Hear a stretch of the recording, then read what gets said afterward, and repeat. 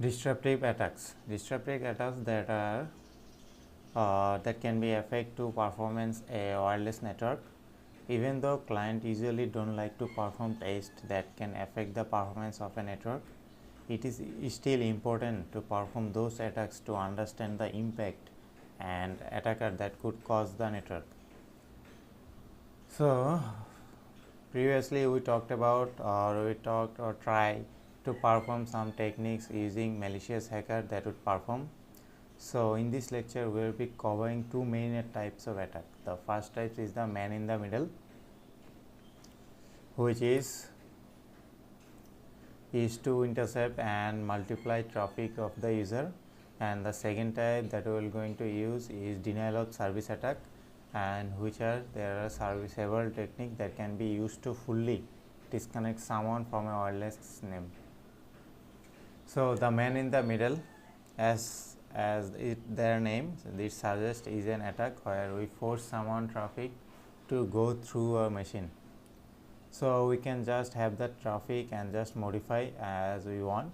So you may be familiar with some of the main man in the middle techniques, such as like as example air poisoning, then some are like wireless, then penetration testing, that will be focusing on a wireless technique to perform man in the middle. So for their attack, this will be using our like online rough access point to intercept the traffic. The idea is intersecting and if dropping the traffic to capture some sensitive data, but we can also use it to block access to specific some resources. For example, to block a user from accessing their mail, or even inject and modify the traffic. So if you really want to get excessive on your testing, you can use this, such as beef, to inject malicious JavaScript into HTTP traffic, etc. like this. The step by step of the attack consists in first creating the rogue access point. As we saw in our previous lectures, connecting the rogue access point is a real network to a real network. How we can use this? So we previously described it. So the user then connect to the rogue access point to a real network, then it drop the traffic with like Wireshark, then it wait for user to before the Wireshark they wait for user to connect. And if you want to modify and inject packet using like two searches, which is MIT MF, but that's optional. So let's talk about non-disruptive types of attack.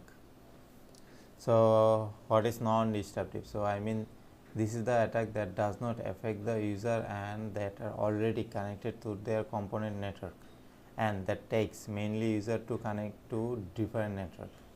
But this will not cause denial service of attack because this is a wireless connection.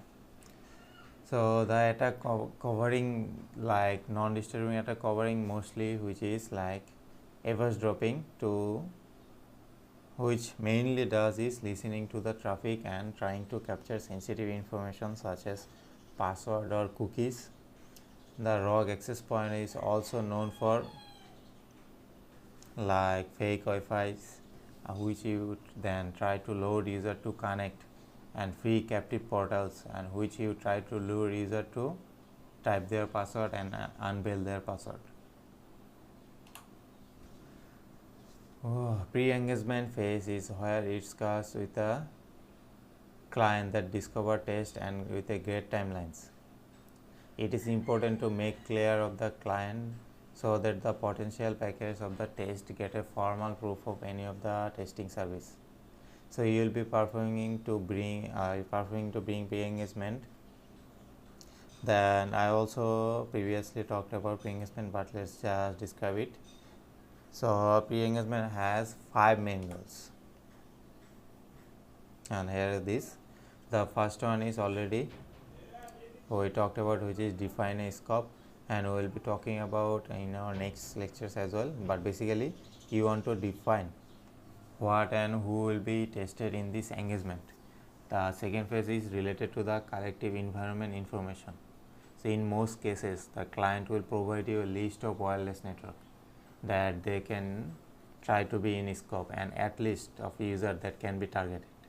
But in any cases, as do you remember that you are running your own reconnaissance technique, because in some cases system administrator may be not aware of some as a network in the environment.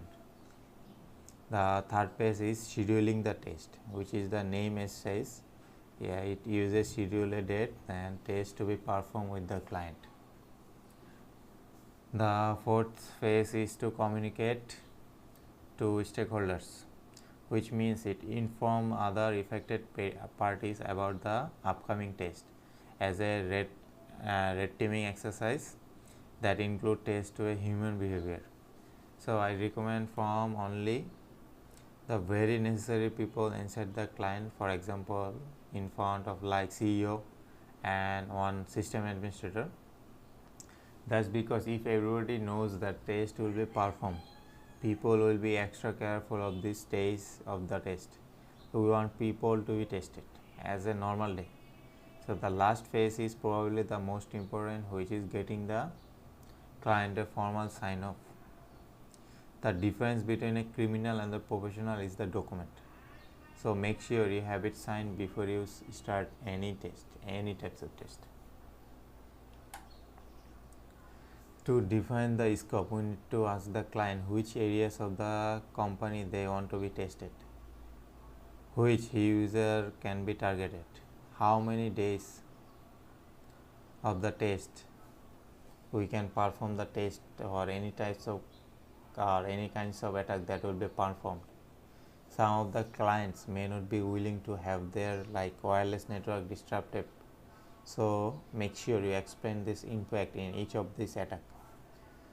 So the network the demonstrator will not be surprised if a user calls saying that the wireless network isn't stable right now.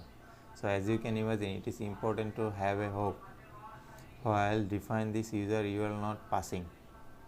So any critical business areas of this company without any authorization is not suitable. So it's better to just get the permission and get a better idea about what is better for the company.